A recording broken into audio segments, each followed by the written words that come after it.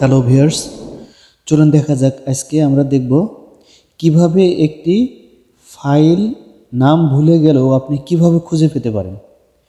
সেটি ওয়ার্ড হোক, এক্সেল হোক, জেপিজি হোক, পিএনজি হোক, MP4 হোক,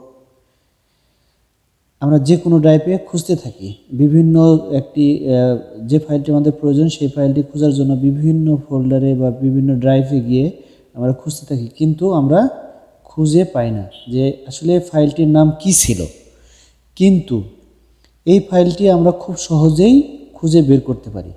এর জন্যে আমাদেরকে একটি কাজ করতে হবে, সেটি হলো মাই কম্পিউটারে যেতে হবে। মাই কম্পিউটার থেকে উপরে সার্চ বার, এখানে লিখতে হবে type clone equal dot document. যেহেতু আমি ওয়ার্ড ফাইল খুঁজবো সেক্ষেত্রে আমি ডকুমেন্ট দিলাম। দেখতে পাচ্ছেন যে ওয়ার্ড ফাইল যতগুলো আছে সবগুলো এখানে চলে এসেছে।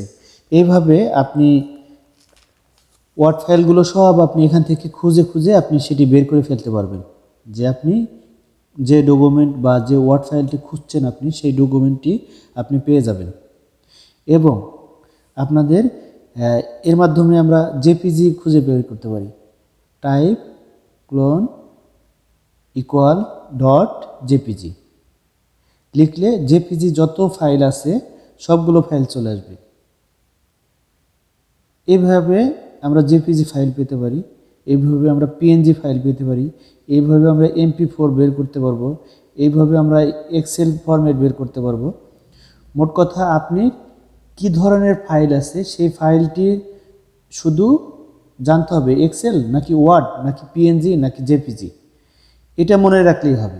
তাহলে আপনি যত যেখানেই রাখেন না কেন আপনার ফাইলের নাম না জানলেও সেই ফাইলটি আপনি বের করতে পারবেন।